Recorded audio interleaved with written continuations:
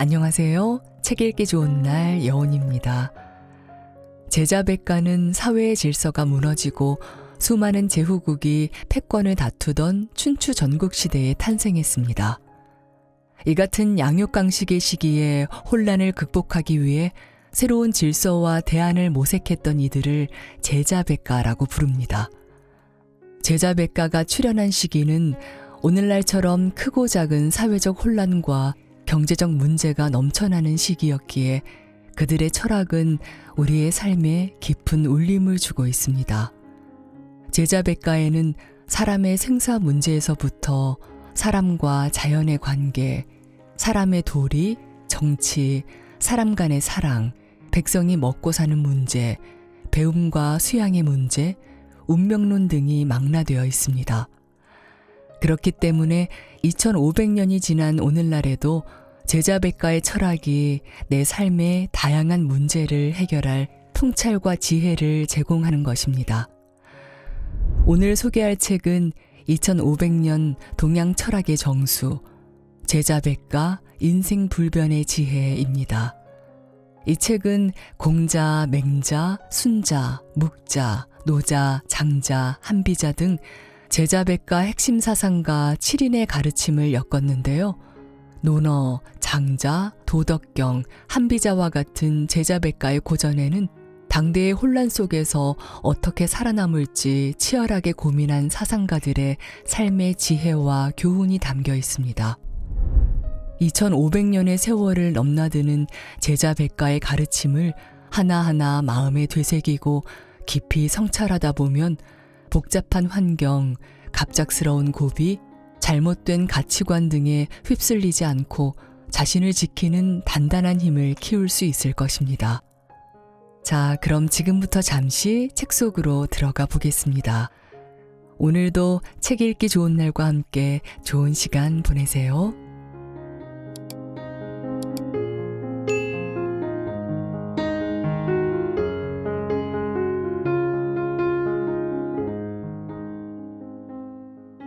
왜 하늘에 의지하고자 하는가?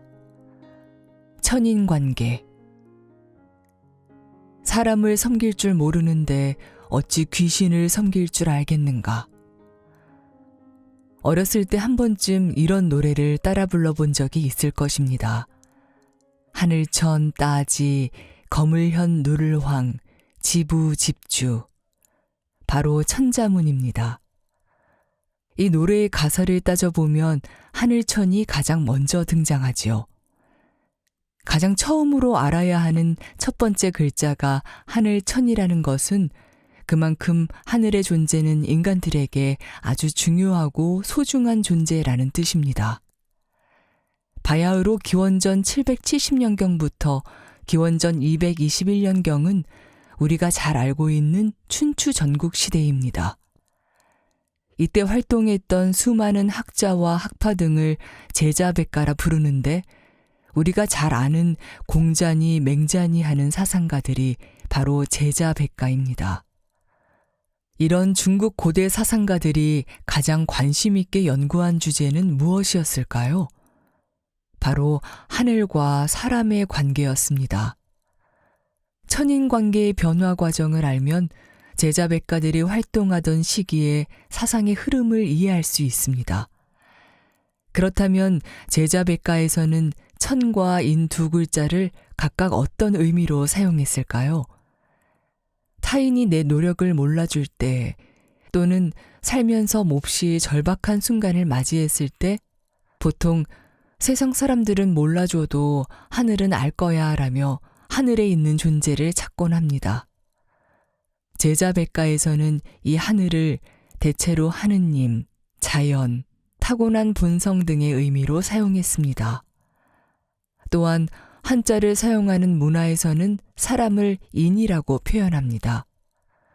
이 인자를 과거에는 두 사람이 등을 서로 맞대고 있는 모습으로 해석했으나 사실 갑골문에 나온 인자를 보면 팔을 내리고 있는 한 사람의 모습을 그린 것이라고 합니다.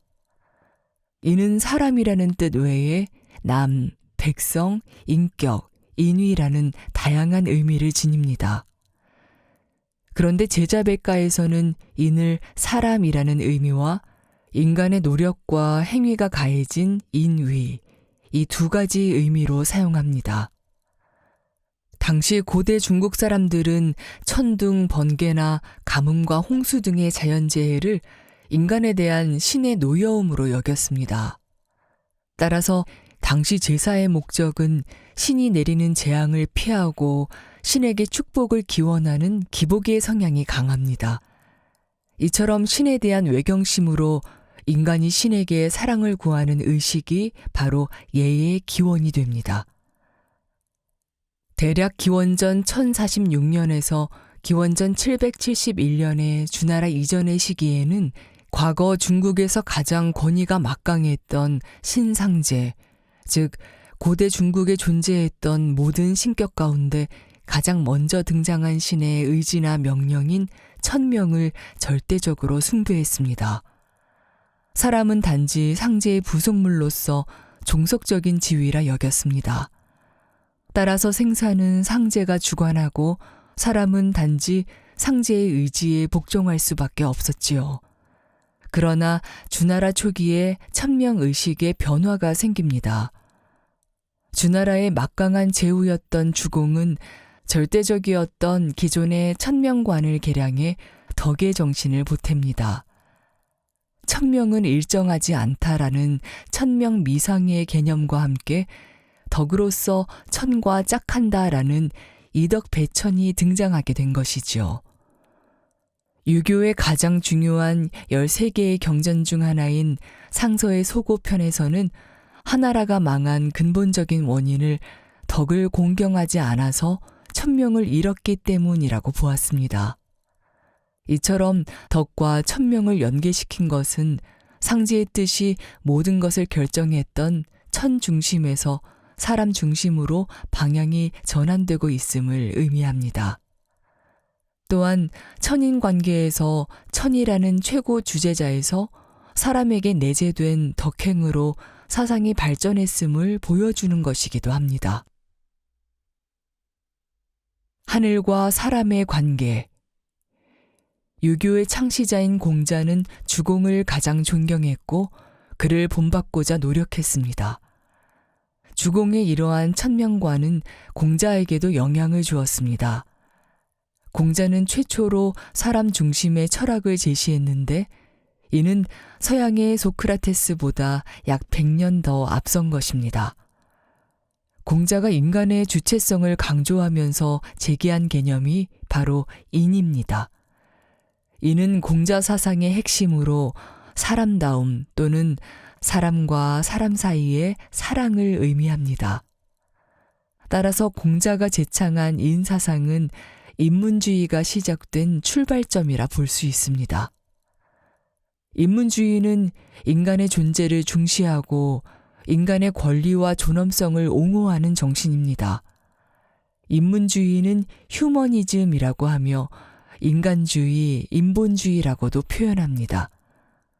노예제에서 봉건제로 이행되던 시기인 춘추 전국 시기에 인간 중심의 철학을 열었다는 점이야말로 공자의 위대한 점이라고 말할 수 있습니다.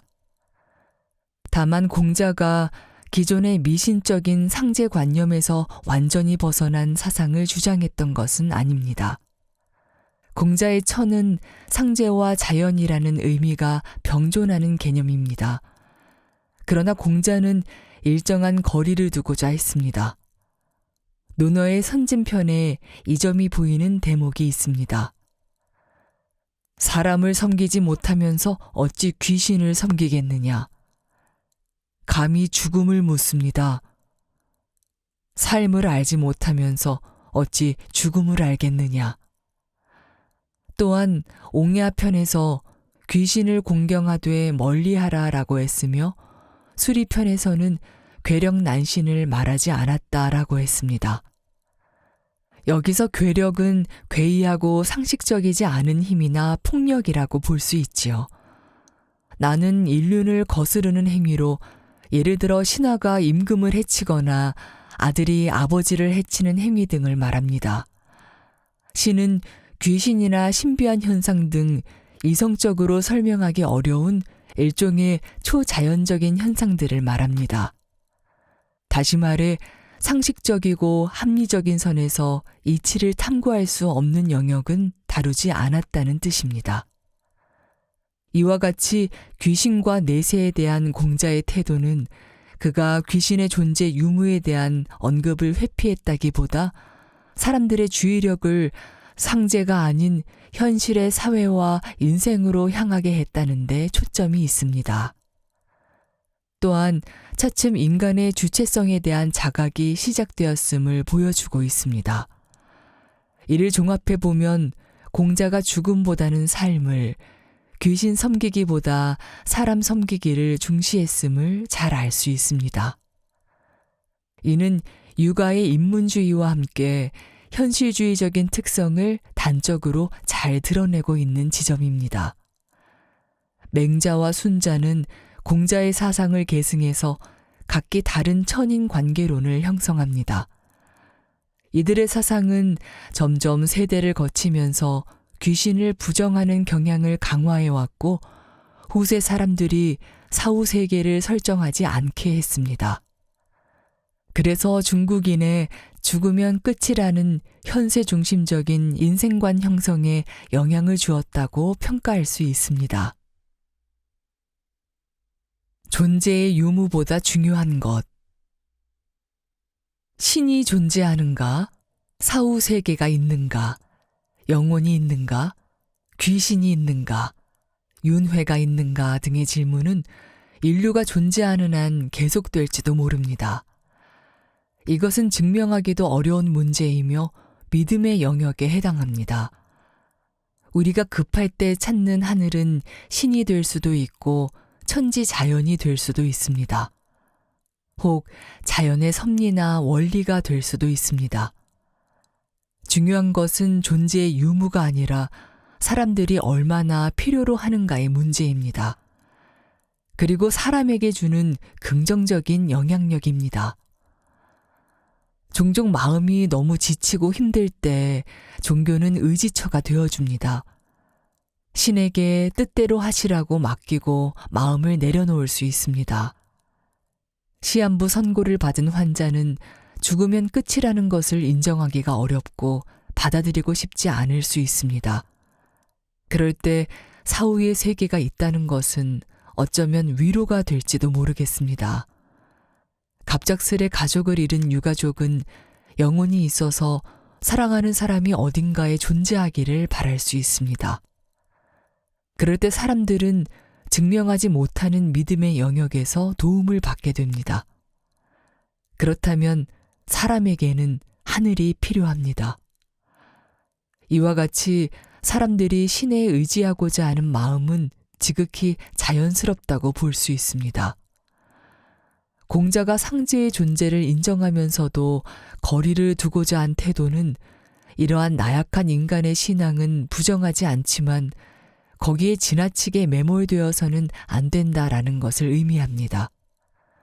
모든 자연현상과 인간사에 신이 관여한다고 본 고대인들에게 사람의 일은 사람이 주체가 되어야 한다고 말하는 것입니다.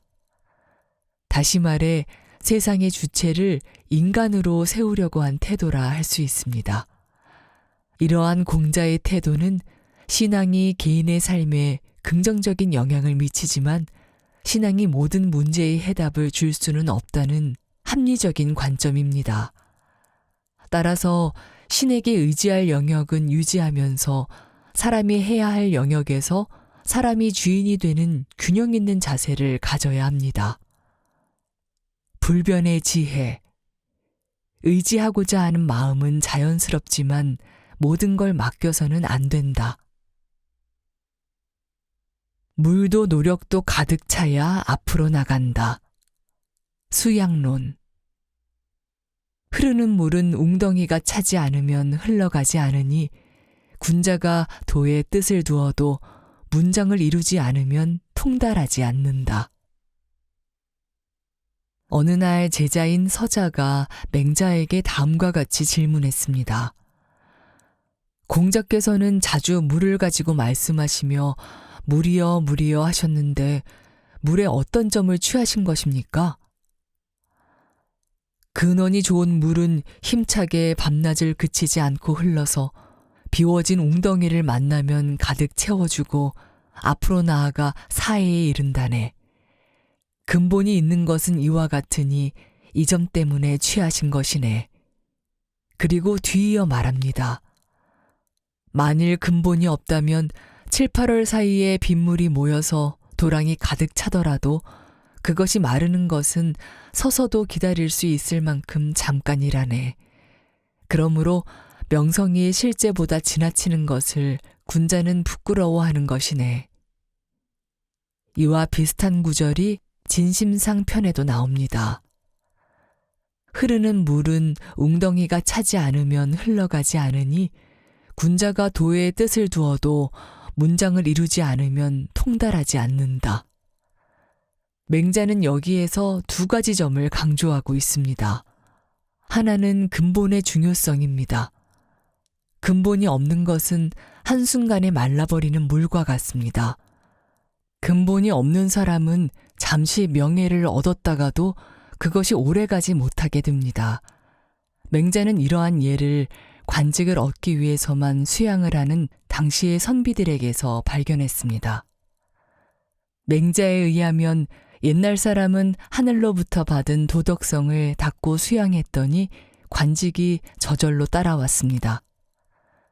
그런데 맹자 당시의 사람들은 관직을 얻기 위해서 수양을 하고 관직을 얻고 나면 도덕성을 버린다는 것입니다. 이렇게 되면 반드시 관직마저 잃게 될 것이라고 비판합니다. 이를테면 도덕성을 닦는 자기 수양이 현세의 관직을 구하고 명성을 얻기 위한 도구가 되는 것을 경계하라는 의미입니다. 그렇게 얻은 관직은 근본이 없어서 오래가지 못할 테니까요. 다음은 학문은 쉽게 이루어지는 것이 아니며 지속적이고 점진적인 과정을 거쳐야만 한다는 것입니다.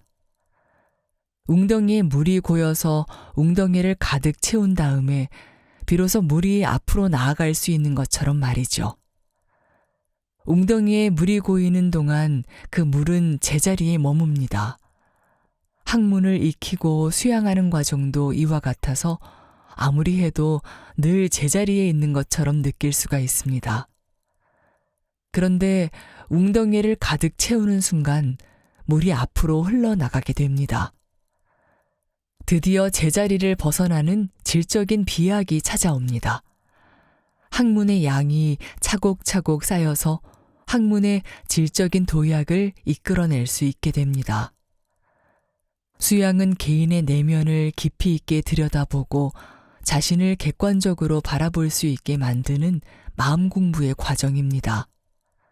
자신을 더 나은 존재로 만들어서 삶의 질을 높이는 길입니다. 맹자는 모든 사람은 성인이 될 수 있다고 생각했습니다. 하늘로부터 받은 선한 본성을 수양을 통해 드러내고 이것을 부단히 키워간다면 누구나 성인이 될 수 있다고 본 것입니다. 맹자가 생각하는 이상적인 모습은 대장부입니다.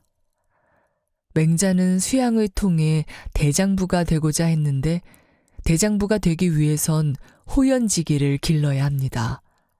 이 과정은 빈 웅덩이를 만나면 가득 채운 뒤에 앞으로 흘러가는 물과 같이 부단한 정진을 요구합니다. 천하의 넓은 집을 거처로 삼고 천하의 바른 자리에 서서 천하의 큰 도를 실천한다. 뜻을 얻어서 관직에 나가면 백성들과 함께 그 길을 가고 홀로 그 도를 실천한다. 부귀도 그의 마음을 흔들 수 없고 빈천도 그를 굴복시킬 수 없다. 이런 사람을 대장부라 한다. 이 말은 등문공화편에 실려 있는데 경춘이라는 사람이 종행가인 공손이와 장의를 대장부라고 칭찬한 걸 맹자가 반박하면서 나온 구절입니다. 종행가로 불리는 공손이와 장의는 전국 시기의 외교 전문가로서 제후들을 연합하거나 제후들의 연합을 깨기도 하는 등의 활약을 한 인물입니다. 세상 사람들의 시선에는 제후들을 쥐락펴락하는 이들이야말로 대장부로 비쳤을 것입니다.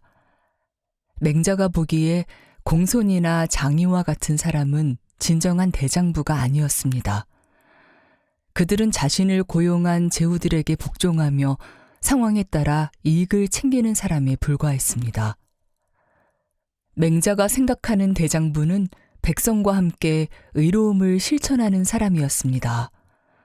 주인은 맹자 집주에서 맹자가 말한 넓은 집을 인으로, 바른 자리를 예로, 큰 돌을 의로 해석했습니다.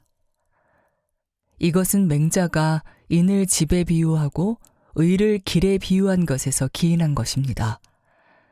주의의 주석을 기초로 보자면 대장부는 백성을 사랑하는 마음을 품고 문화적인 규범을 준수하면서 올바름을 실천하는 사람이 됩니다.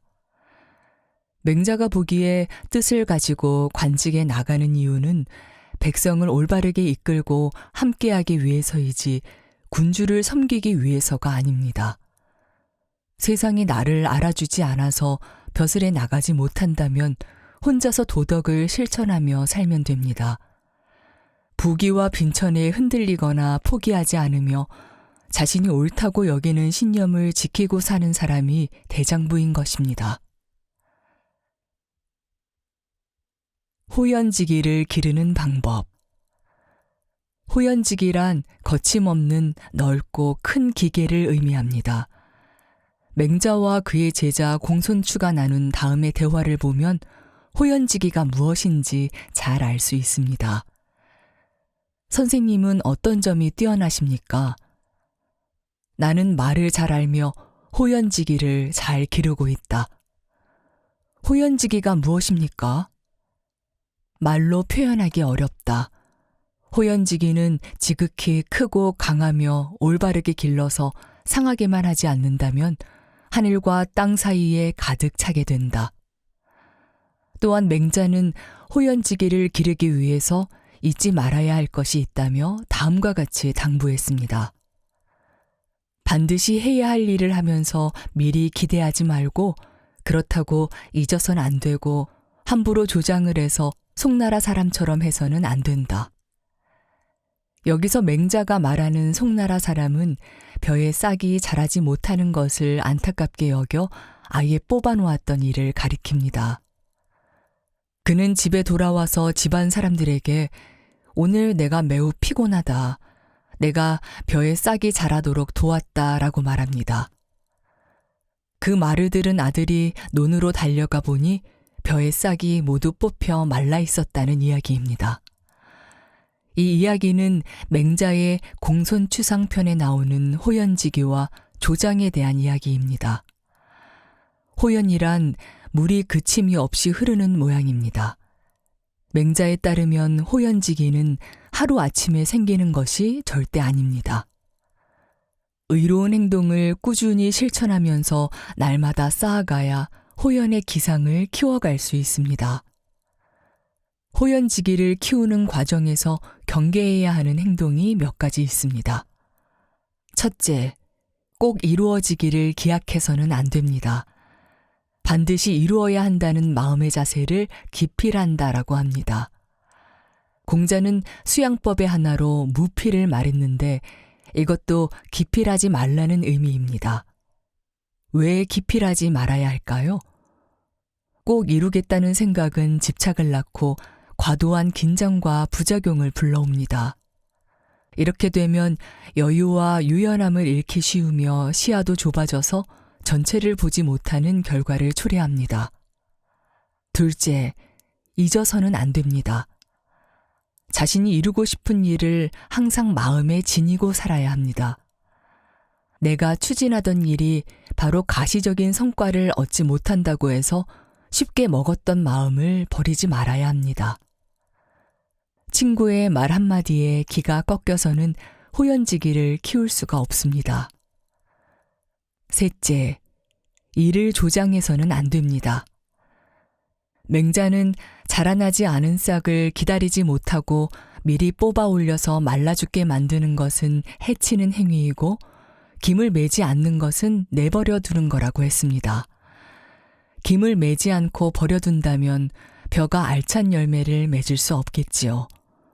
방치하지 않고 또 조장도 하지 않아야 벼가 잘 자라날 것입니다. 이루하 편에서 맹자는 또 다음과 같이 말합니다. 사람이 하지 않음이 있은 뒤에야 하는 것이 있을 수 있다.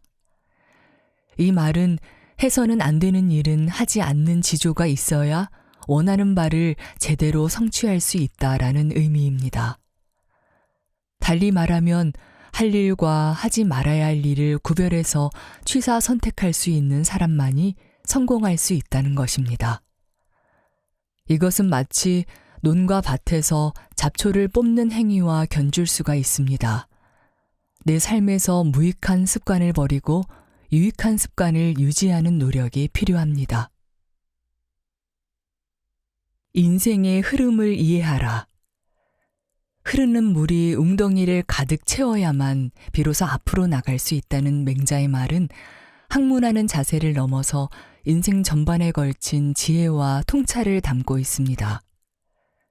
첫째, 어떤 현상이 나타날 때 그것은 하루아침에 갑자기 생긴 일이 아니라는 사실입니다. 웅덩이에 물이 차는 동안 주변에서 미처 몰랐을 뿐입니다. 세상은 물이 흘러넘치고 나서야 알아볼 수 있습니다. 물이 차오르는 동안은 자기 자신만 알 수 있습니다. 이것은 개인의 심경 변화에서부터 온갖 사회 현상에 이르기까지 마찬가지로 적용이 됩니다. 가까운 사람이 생각지도 못한 말을 건넨다면 그동안 드러내지 않았을 뿐이지 그 사람은 남몰래 무수한 시간 동안 고민했다는 것을 알아야 합니다. 겉으로 보이는 사건에는 이면이 항상 존재하며 지나온 시간이 있음을 헤아릴 수 있어야 합니다.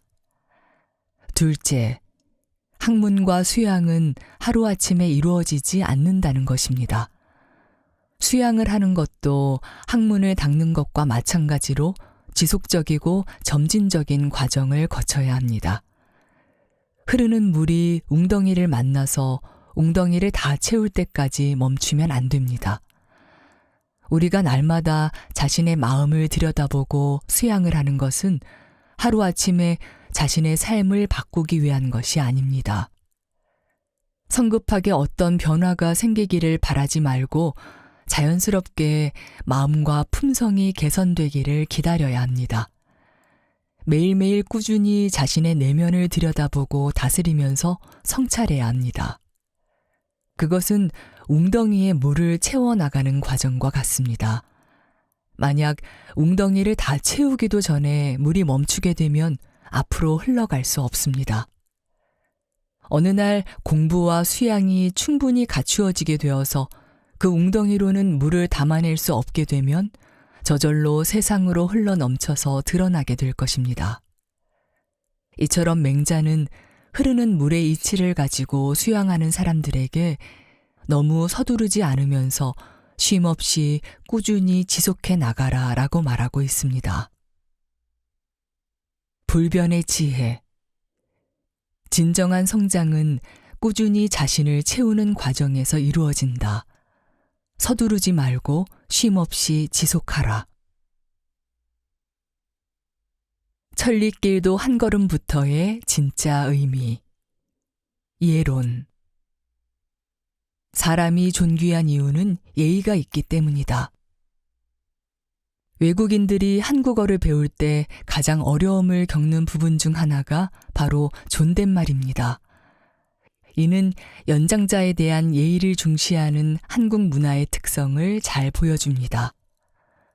나라마다 서로 다른 예절과 관습이 존재하기 때문에 종종 이러한 차이로 인해 재미있는 에피소드가 발생하기도 합니다.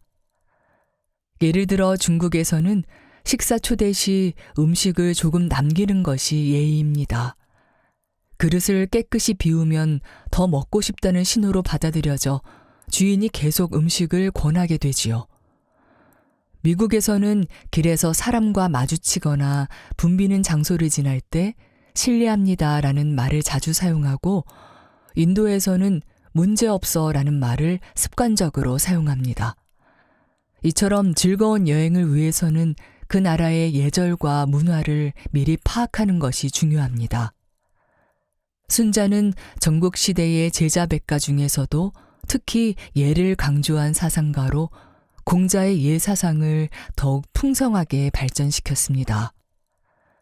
또한 그는 기이론에 기초하여 자연계를 체계적으로 구분한 학자로도 잘 알려져 있습니다.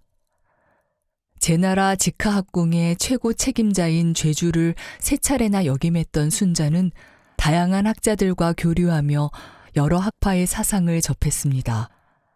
유가 사상가이면서도 노장 철학의 영향을 받은 그는 각 학파의 기론을 흡수하고 종합하여 자연계를 독창적으로 구분했습니다.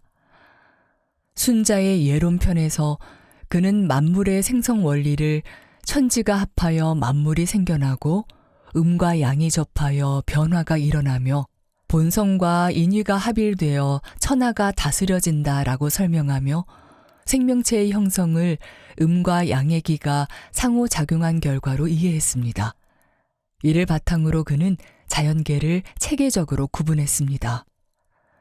물과 불에는 기는 있으나 생명은 없고 초목은 생명은 있지만 지각이 없으며 짐승은 지각은 있어도 예의가 없다. 사람에게는 기와 생명과 지각이 있고 또한 예의까지 있으므로 천하에서 가장 존귀하다. 여기서 순자는 인간의 고유한 특징이 바로 예를 지니는 것임을 강조합니다. 그는 인간이 예를 버리게 되면 짐승에 불과하다고 경고합니다. 그렇다면 예란 무엇일까요? 예는 넓은 의미로 풍속이나 습관으로 형성된 행위 준칙, 도덕 규범 등 각종 예절을 의미합니다. 예는 일정한 가치관에 따라 행위를 규율하는 기능을 합니다. 예를 지키지 않았다고 법적으로 처벌을 받지는 않지만 사회적으로 비난을 받거나 불이익 등의 제재를 받을 수는 있습니다. 순자는 인간이 다른 사물과 구별되는 본질을 예의와 함께 사회성에서 찾고 있습니다. 그는 힘은 소만 갖지 못하고 달리기는 말만 갖지 못한데 소나 말이 도리어 사람에게 쓰여지는 까닭은 무엇인가? 사람은 모여 살 수 있고 그것들은 모여 살 수 없기 때문이다 라고 주장합니다. 또한 예의로서 분별하면 화합하게 되고 화합하면 하나가 될 수 있으며 하나가 되면 힘이 많아지는데 힘이 많아지면 강해지고 강해지면 무엇이든지 이긴다 라고 말합니다. 여기서 사람이 예의를 가지고 분별하는 것은 사회생활을 할 수 있는 화합의 전제가 됩니다. 그래서 화합이 이루어져야 무엇이든 이길 수 있는 강한 힘, 즉 사회성을 지니게 되는 것입니다. 순자의 예치사상. 순자는 육아 가운데 누구보다도 예를 강조하는데 그의 관점에서 예는 삶의 조화를 이루어 오래 살도록 하는 장수의 비결이기도 합니다. 그는 예를 따르는 것이야말로 건강을 지키는 길이라고 보았습니다. 즉, 예를 통해 기를 다스리면 병이 생기지 않으며 오래 살 수 있다고 주장했습니다. 사람이 선악을 분별하는 척도 예를 가지고 기를 다스리고 삶을 기르면 팽조보다 더 늦게 죽고 그것을 가지고 몸을 닦아 스스로 힘쓰면 명성을 유임금, 우임금과 아울러 견주며 때를 만났을 경우에도 잘 맞고 곤궁에 처했을 경우라도 괜찮다. 예야말로 정말 이런 것이다. 여기에서 순자는 예를 사람이 선악을 분별하는 척도라고 정의했습니다. 또한 그는 먹고 입고 살아가며 움직이는 모든 것에 있어서 예를 따른다면 언제나 알맞게 조화를 이루게 되는데 만약 예를 따르지 않는다면 빗나가고 재난에 빠져서 병이 생기게 된다라고 합니다. 이와 같이 예를 통해 기를 잘 다스리는 것은 건강에 중요한 요건이 됩니다. 순자는 이에 더해 소박하고 성실해서 언제나 즐겁고 느긋하게 산다면 장수할 수 있게 된다라고 보았습니다. 즉, 일상생활에서 예를 잘 따르고 성실한 삶의 태도로 조화를 이루며 즐겁게 사는 것이야말로 건강한 생활 태도이며 장수의 비결이라는 것입니다. 순자는 예론편에서 예의 기원에 대해 설명합니다. 인간은 욕망을 가지고 태어나는데 물자는 한정되어 있어서 제한하고 절제시키지 않으면 서로 다투게 된다. 다투면 사회를 혼란에 빠뜨리기 때문에 다툼을 막기 위해서 사회 규범인 예가 필요하게 되었고 성현이 예를 만들게 되었다. 즉 예는 인간의 무한한 욕망을 절제하고 한정된 자원을 공정하게 분배하기 위해 만들어졌다는 것입니다. 순자는 국가를 다스리는 데 있어 사회 규범인 예를 중시하고 예를 바탕으로 하는 법을 인정합니다. 당시 혼란스러운 상황을 수습하기 위해 법의 필요성을 인정했지만 예가 전제되지 않는 법을 인정하지는 않습니다. 말하자면 예가 법보다 우위에 있으며 법의 근본이 된다고 보았습니다. 따라서 권학편에서 예는 법의 근본이며 지켜야 할 관습의 근원이다라고 말한 것입니다. 순자는 예를 존중하고 나서 그 바탕 위에 법을 세워야 나라가 안정이 된다고 보았습니다. 이러한 정치 사상을 예치 사상이라고 합니다. 공자는 논어의 위정편에서 국가는 정령과 형벌보다 덕과 예로 다스려야 한다고 주장했습니다. 순자가 전통적인 관습이나 사회 규범을 통한 예치를 법치보다 강조했다는 점에서 그가 공자의 예치 사상을 계승하고 발전시킨 인물임을 알 수 있습니다. 왜 일상에서 예의를 지켜야만 할까? 외국을 여행하면서 그 나라의 독특한 예의와 문화를 미리 알고 가려는 이유는 무엇일까요? 우선 그 현지인들에게 밉보이고 싶지 않은 심리가 있기 때문입니다. 그들을 불쾌하게 하는 일이 여행객에게 이로울 리 없으니까요. 다음으로 그곳의 문화 양식을 존중한다는 의미를 보여주기 위함입니다. 너희 나라는 이런지 몰라도 우리나라의 예절은 다르다라며 우리식대로 행동하는 여행객은 매우 드뭅니다. 대부분이 그곳의 문화 양식과 예절을 맞추거나 적어도 이해하려는 태도를 보이려 노력합니다. 예의를 지키는 일이 왜 중요할까요? 예의란 그곳에 사는 사회 집단의 약속입니다. 법적인 구속력은 없지만 어느 정도 강제력을 지니고 있습니다. 또한 예의를 지키면 법적인 다툼과 처벌까지 이르지 않고도 문제를 해결할 수 있습니다.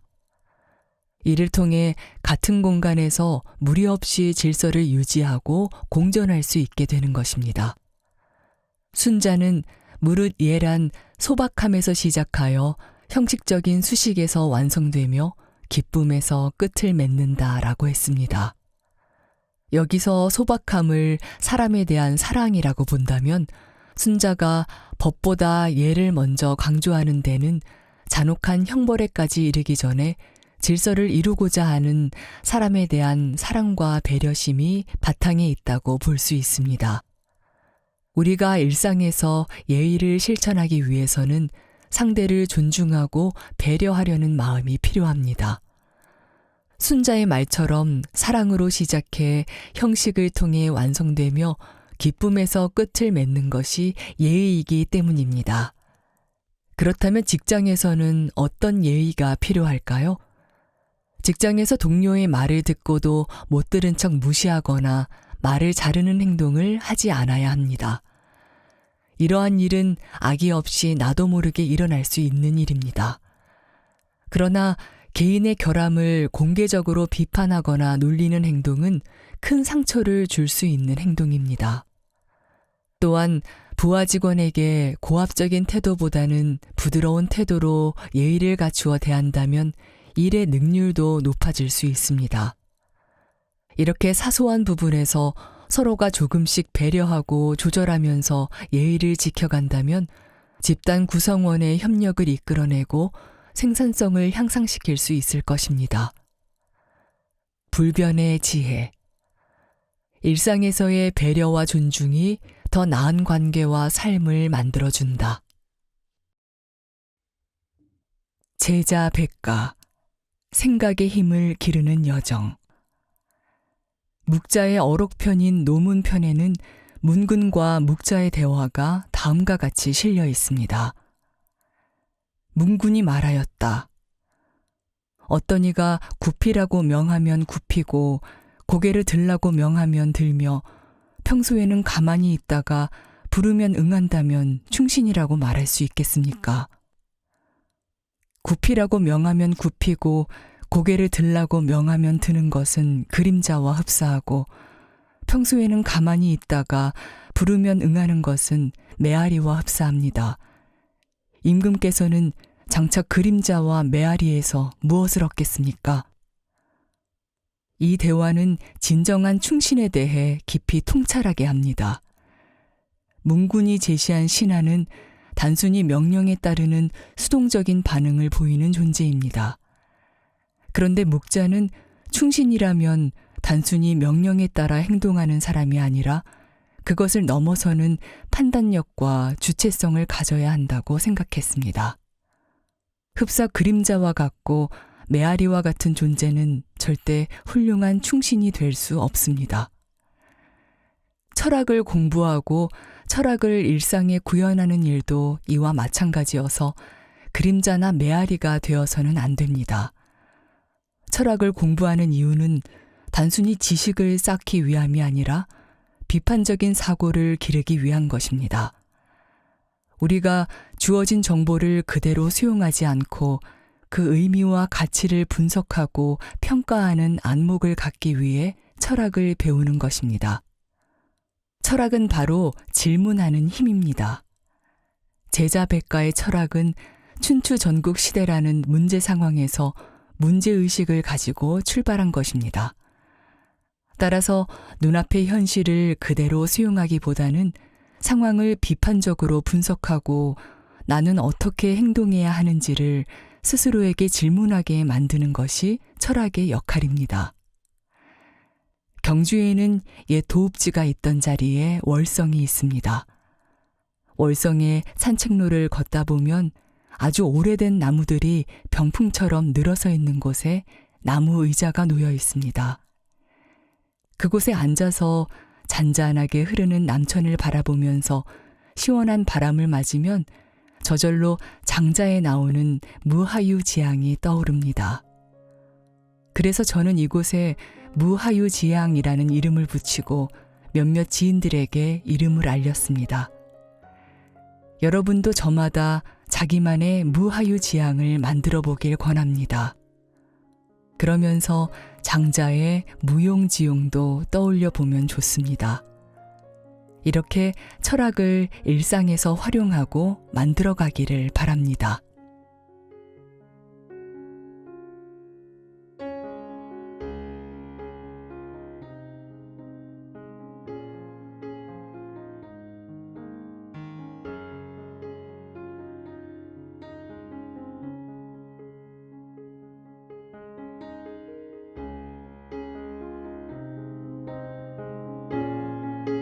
책 읽기 좋은 날, 오늘은 여기까지입니다.